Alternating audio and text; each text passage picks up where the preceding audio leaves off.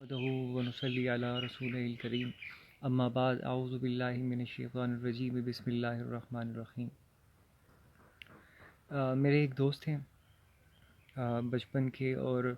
वो तबलीगी जमात से उनका ज़्यादा ताल्लुक़ है और वो इस मामले में तकरीबन सारा पाकिस्तान घूम चुके हैं।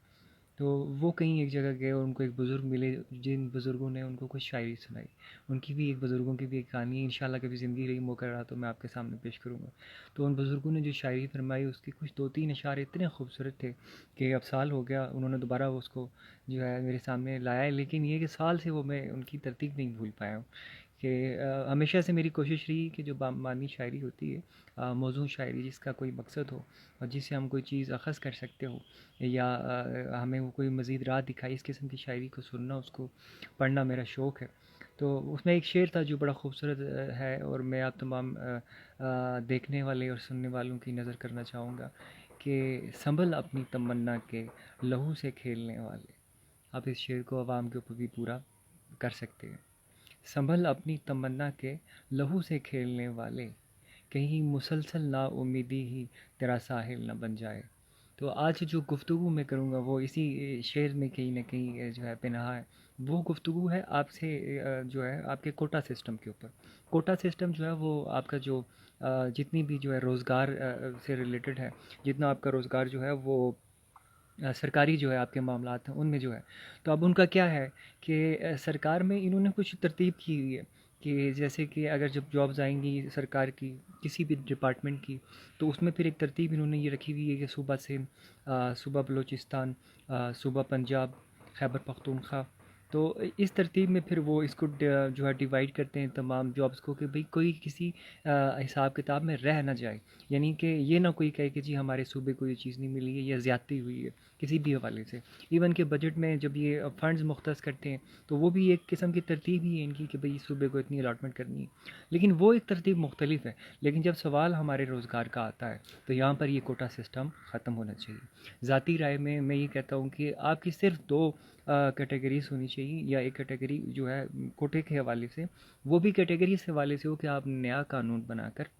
नई तरतीब बनाकर उसका नफाज करें और उस नफाज में ये शेक डाल दें कि जैसे आपने रखे हुए कि अकलियतों का जो है कोटा सिस्टम रखा हुआ है आपने, फिर आपने जो विमेन कोटा सिस्टम रखा हुआ है, फिर आपने डिसेबल्स का रखा हुआ है जो माजूर अफराद होते हैं कि जी उनकी जो तरतीब है वो कैसी है। अकलियतों का जो कोटा है वो मखसूस किसी तरतीब में हो तो उसमें ही इम्प्लीमेंट होता है, उसमें ही वो शामिल होता है। वरना जो वुमेन कोटा है, जो आपके वेमेंस ख़वातीन है और जो माजूर अफराद हैं, इनका कोटा हर हाल में हर जगह पर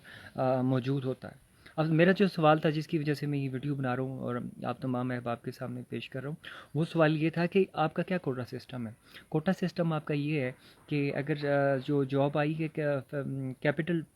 आपके जो है इस्लामाबाद की आई है, फेडरल में आती है, लेकिन अब एक आदमी जो बंदा बैठा हुआ है सिंध में, और या फिर वो कहीं बलूचिस्तान में कहीं बैठा हुआ है या पंजाब के किसी इलाके में बैठा हुआ है, तो ये अब इसमें तरीक़ेकार करते क्या है कि या तो जो है आईडी कार्ड जो है वो आपका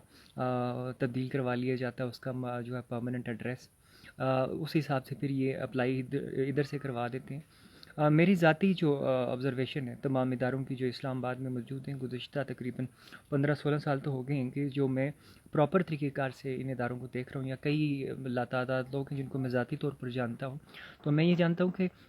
जो इस्लामाबाद की जो जॉब्स हैं उनमें फिर कहीं न कहीं मुकामी इस्लामाबाद के लोगों का हक मारा जाता है, और जो बाकी इलाके हैं उनमें भी कहीं न कहीं जैसे कराची में कुछ जॉब्स आएँगी तो उनमें फिर कराची के मुकामी लोगों का हक मारा जाता है, और जो रूरल सिंध के जो काफ़ी इलाका जात हैं वहाँ के फिर लोग वहाँ खपत उनकी की जाती है मुख्तलिफ़ तरतीबों में। अब ये लोग कौन होते हैं जिनकी खपत होती है? ये वो लोग होते हैं जो मंजूर नज़र होते हैं मुख्तलिफ़ नाम नहाद सियासी पार्टियों की, और उनको फिर तरतीबें, क्योंकि आम आदमी के बस में तो आईडी कार्ड ओरिजिनल भी बनवाना या उसको रिप्लाई करवाना जो इतना आसान नहीं होता। आपका आईडी कार्ड गुम जाए आप उसका प्रोसेस चेक कर लें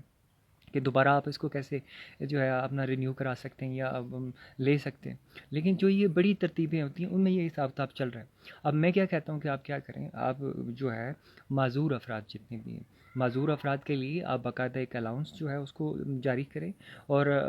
उनके लिए एक स्पेशल जो है टेक केयर का कोई डिपार्टमेंट को ऐसा सेटअप बना लें कि जिसमें जिस किस्म के भी लोग माज़ूर हैं आप उनकी सपोर्ट कर सकें माली तौर पर। जहाँ तक रोज़गार के ताल्लुक है, रोज़गार का ताल्लुक में आप उनको इतनी जो है वो, मैं इसको खसूसियत या फैसिलिटी नहीं कहूँगा, मैं कहूँगा कि आप उनको इतना वो क्यों क्रिटिसाइज़ कर रहे हैं, आप उनकी इतनी इज़्ज़त क्यों कम कर रहे हैं। अगर उसका रोज़गार के हवाले से इतना कैलिबर होगा, उसकी तालीम, उसके सारे मामलात हैं, तो वो प्रॉपर तरीक़ेकार से कम्पीट करके अगर उस रोज़गार में आएगा तो उसका काम करने का अंदाज़, उसकी सोच ही मुख्तलिफ होगी। लेकिन जब आप उसको स्पेसिफिकली डिसेबल कोटा में डाल के उसको वो जॉब देंगे तो हमेशा उसके जहन में ये ज़रूर बात रहेगी कि यार ये माज़ूरों के कोटे में मुझे नौकरी मिली है। मैं अब ये कहना चाहता हूँ कि चलें रोज़गार जो है इस सिलसिले में आप माज़ूरों को रखें,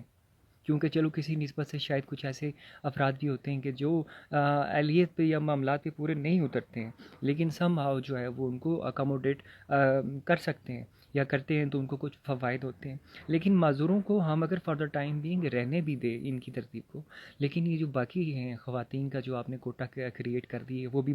2020 में कर रहे हैं। यहाँ से मैं देख रहा हूँ ख़वातीन तो मर्दों से आगे हैं, जहाँ से मैं देख रहा हूँ ख़वातीन तो ज़्यादा पढ़ी लिखी हैं, जहाँ से मैं देख रहा हूँ ये तो ज़्यादा प्रोफेशनल हैं। तो जब आपकी जो मुकाबलाबाजी की बात आती है, जो आप कहते हैं कि जी हम अप्लाई करवाते हैं लोगों से, जो आपका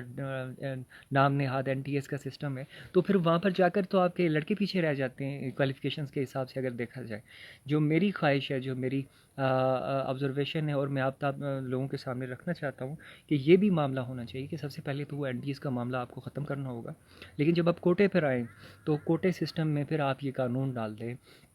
कि हर वो आदमी जिसने अपनी बुनियादी तालीम मैट्रिक तक जहाँ हासिल की है वो उसका फिर जो है इलाका तसव्वुर किया जाना चाहिए। और इसके अलावा दूसरी जो तरतीब होती है कि जो आपका जहाँ पर वोट रजिस्टर है, जहाँ आपका वोट रजिस्टर है वही आपकी जो है मुकामी तरतीब होनी चाहिए, उसी हिसाब से आपका जो है आगे सारा सेटअप चलना चाहिए। लेकिन ये कोई तरीक़ाकार नहीं है कि फ़ेडरल की जॉब आई है और सिंध से जाके बंदा आके वो किसी घर का जो है वो कागज़ शागज़ लगा के आईडी कार्ड चेंज किया, आईडी कार्ड चेंज करके वो हिसाब किताब के उन्होंने अप्लाई कर दी और वहाँ से हाल में आप जाके अपनी स्क्रूटनी करें, आप व्यू करें, आप अंदाज़ा लगाएंगे कितने लातादाद लोग जो हैं वो आपके इस तरीके कार से सिंध के उधर काम कर रहे हैं और तीसरे उधर। फिर कोटे के साथ साथ जो आप ये इदारों की में लोगों की जो है ट्रांसफ़र्स करते हैं, ट्रांसफ़र तो एक अलग तरतीब है, आपका काम की नौयत है। लेकिन एक आदमी एक इदारे में अगर वो सिलेक्ट हुआ है, अगर वो उस काम करने के लिए वहाँ उस इदारे में भर्ती किया गया है, तो उस बंदे को किसी दूसरे इदारे में खिदमात के लिए भेजना ये कहाँ का इंसाफ है जी। यानी सिंध में एक बंदा किसी इदारे में आपने लगवाया, अब वो मज़े की बात कि वो सिंध में काम ही नहीं कर रहा है, अब वो है रूरल का, सिंध के रूरल एरिया से आकर अब वो क्या है कि आपको मुख्तलिफ़ डिपार्टमेंट्स में आपने उसको डिपुटेशन या जो कुछ आप अल्फाज इस्तेमाल कर लें मुश्किल तरतीब के, तो वो करवा कर आपने उसको दूसरे इदारे को उसकी खिदमात दे दी हैं। वो बंदा इस्लामाबाद में बैठा हुआ बरसों से। ये मैं वैसे आपको एक मिसाल दे रहा हूँ, आप अपने इर्द गिर्द नज़र दौड़ाएं। मुझे बहुत सारे लोग कहते हैं कि यार आप जो है वो गुफ्तगू जो करते हैं वो बात तो ठीक है, लेकिन इसका जो है एक आदमी से कुछ नहीं होगा। मेरे भाई, मैं सिर्फ एक, आप ये समझ लें कि स्पीकर हूँ। स्पीकर वो जो मस्जिद के छत के ऊपर लगा होता है, स्पीकर वो जो रानमा अपने हाथ में लेके लोगों को अपने जो है नारे सुना रहे होते हैं। आप ये क्यों तसव्वुर करते हैं कि तमाम गुफ्तगू मेरी है या मैं एक इनफरादी बंदा जो इस मामलात को लेके चल रहा हूँ। आपको ये तसव्वुर करना चाहिए कि जो बंदा गुफ्तगू कर रहा है, इस बंदे को एक दफ़ा माइनस करके, जो आजकल गुफ्तगू चल रही है, तो इस बंदे को माइनस करके इसकी गुफ्तगू को सामने रखें कि ये क्या कह रहा है। अगर आपके दिल को गुफ्तगू लगती है, आपको समझ कहीं लगती है यार ये कहीं ना कहीं तो सही कह रहा है, तो फिर आप मुझे क्यों देख रहे हैं? कौन हूँ मैं? कहता है कोई तुमसे पूछे कौन हूँ मैं, तुम कह देना कोई ख़ास नहीं। एक दोस्त है कच्चा पक्का सा, एक रिश्ता है आधा सच्चा सा, कुछ ऐसी ही खूबसूरत शायरी थी अभी मेरे जहन में। लेकिन आप देखें,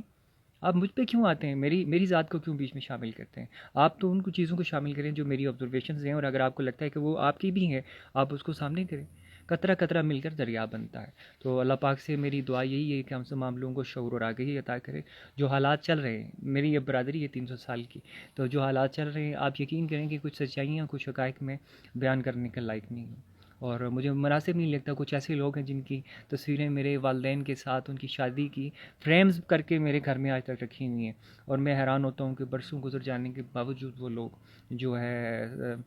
एक किस्म के साहिब इक़्तिदार हैं ये लोग, लेकिन इन लोगों ने कभी वो महसूस नहीं किया कि यार आम लोगों की ज़ाती ज़िंदगी में भी जाके देखें कि वो क्या कर रहे हैं और वो क्या करते फिर रहे। तो बहरहाल ये सारा एक निज़ाम है, आप इनफरादियत को छोड़ के इज्तमाहीत पर आए। अगर आपको कोई अच्छी चीज़ लगती है तो बजाय इस बात के कि आप नवाज शरीफ के जो है वो सपोर्टर हैं या आप भुट्टो के सपोर्टर हैं, आपको हक की तरफ आना चाहिए ना। नवाज शरीफ किसके लिए आया था, आले शरीफ किसके लिए आई थी, आले भुट्टो किसके लिए आई थी, भलाई के लिए आई थी। तो जब वो भलाई हो ही नहीं रही है, एक आम बेरोज़गार आदमी उठ के आपको बता रहा है कि यार ये तो ये ऐसे ऐसे मामलात हैं, तो फिर अगर आपको अच्छे लगते हैं तो आप उनको शेयर करें यार,